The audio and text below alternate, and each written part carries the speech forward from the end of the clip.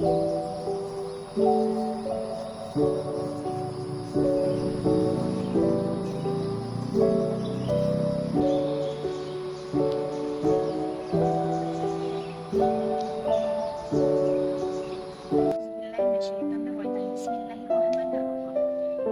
Rasulullah sallallahu alaihi wasallam, la tadkhulul jannata hatta tu'minu wa la tu'minu hatta tahabbu.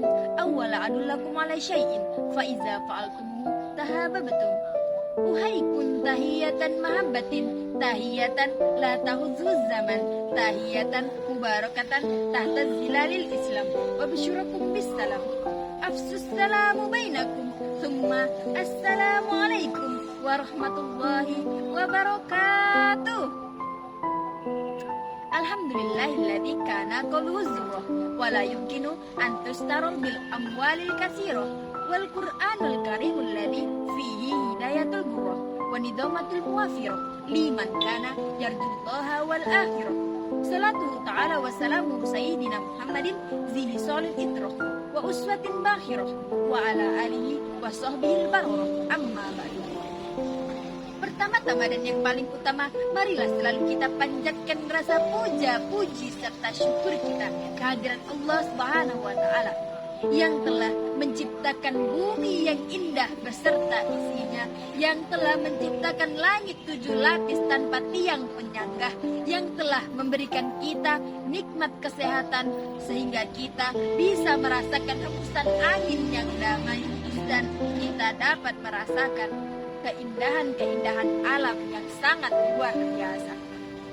Kedua kalinya, sholawat bertangkaikan salam semoga selalu tercurahkan kepada junjungan kita Nabi Agung Muhammad Sallallahu Alaihi Wasallam yang telah membawa kita dari zaman jahiliyah menuju zaman yang Islamiyah, putra Abdullah buah hati Aminah yang tidak pernah memakai dasi tapi namanya terukir indah di dalam hati, yang tidak pernah memakai jas tapi ia bertitel Rasulullah.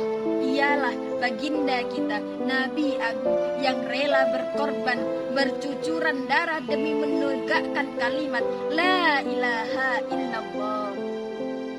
Teman-teman yang dirahmati oleh Allah Subhanahu wa taala, berdirinya saya di sini bukan karena tidak ada kursi, bukan pula seperti patung Liberty yang berdiri memegang obor tanpa api, bermahkota berduri-duri.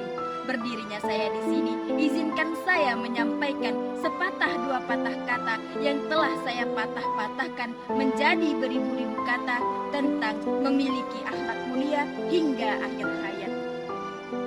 Teman-teman yang dirahmati oleh Allah Subhanahu wa taala, betapa banyak orang yang hari ini masih ingin hidup di dunia, tapi Allah telah mencabut nyawanya. Betapa banyak pula orang yang hari ini ingin merasakan nikmat sehat, tapi ia dalam keadaan sakit. Betapa banyak pula orang yang hari ini sehat walafiat, tapi Allah mencabut dari dalam dirinya nikmat iman dan nikmat Islam. Teman-teman yang dirahmati oleh Allah Subhanahu wa taala, jika Allah telah mencabut dari seseorang nikmat iman dan nikmat Islam, maka orang tersebut tidak lagi merasa takut terhadap hal-hal yang telah dilarang oleh Allah Subhanahu wa taala. Orang tersebut ringan saja meninggalkan kewajiban-kewajibannya, seperti meninggalkan sendal di tepi jalan. Tidak ada lagi rasa khawatir terkena azab kubur, tidak ada lagi rasa khawatir terkena azab neraka. Laknat yang paling mengerikan itu bukan miskin, laknat yang paling mengerikan itu juga bukan sakit, tetapi laknat yang paling mengerikan adalah ketika seseorang tidak lagi merasa cemas, ketika seseorang tidak lagi merasa takut terhadap Allah Subhanahu wa taala.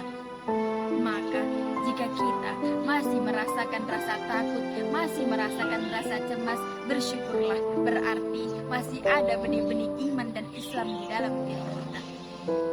Teman-teman yang dirahmati oleh Allah Subhanahu wa taala, hidup ini sangatlah singkat.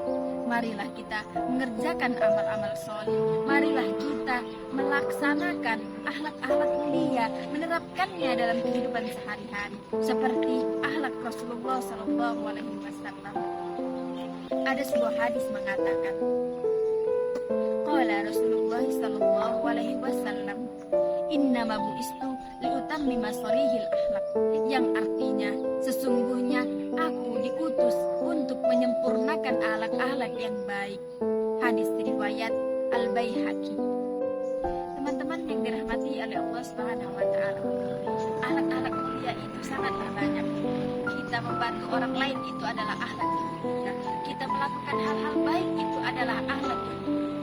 Kita menjadi orang yang jujur, orang yang bertanggung jawab, orang yang rendah hati, orang yang amanah, itu juga adalah akhlak-akhlak yang mulia. Untuk menerapkan akhlak-akhlak mulia di dalam kehidupan kita itu tidaklah sulit. Simpel saja jika ingin melakukan akhlak mulia. Contohnya, tersenyum kepada teman kita, itu juga termasuk akhlak yang mulia. Tabassumuka fi wajhi ahika shadaqatun. Tersenyum terhadap saudaramu itu adalah sedekah. Jika kita melakukan hal-hal yang baik, kita tidak akan pernah rugi. Sesungguhnya Allah Subhanahu wa taala telah berfirman di dalam surah Ibrahim ayat 7 yang berbunyi, A'udzubillahi minasyaitonir rajim. Bismillahirrahmanirrahim. La in syakartum la azidannakum wa la in kafartum inna azabi lasyadid. Yang artinya, jika kamu bersyukur kepadaku, maka akan kutambah nikmatmu. Tetapi jika kamu kufur terhadap nikmatku, maka azabku sangatlah pedih. Allah Subhanahu wa taala telah berfirman agar manusia selalu mengingat dan selalu bersyukur kepadanya. Disebutkan di dalam surah Al-Baqarah ayat 152 yang berbunyi, A'udzubillahi minasyaitonir rajim. Bismillahirrahmanirrahim. Fazkuruni azkurkum washkuruli wala takfurun. Yang artinya, ingatlah kepadaku, maka aku akan ingat kepadamu, dan bersyukurlah kepadaku, dan janganlah kamu menjadi orang-orang yang kufur. Teman-teman yang dirahmati oleh Allah Subhanahu wa taala, dari dua ayat di atas dapat kita simpulkan bahwa menjadi orang yang baik itu tidak akan pernah rugi, karena Allah Subhanahu wa taala yang akan membalas perbuatan-perbuatan baik kita. Sesungguhnya orang yang baik adalah orang yang bermanfaat bagi orang yang lainnya. Khairun nas anfa'uhum linnas. Sebaik-baik manusia adalah yang bermanfaat bagi manusia lainnya. Mungkin itu saja yang dapat saya sampaikan. Lebih dan kurangnya saya mohon maaf. Kepada Allah saya mohon ampun. Bila ada sumur di ladang, bolehlah kita menumpang mandi. Bila ada umur yang panjang, bolehlah kita berjumpa nanti. Usikum wa nafsi bitaqwallah, wallahu muwaffiq ila aqwamit thoriq. Wassalamualaikum warahmatullahi wabarakatuh.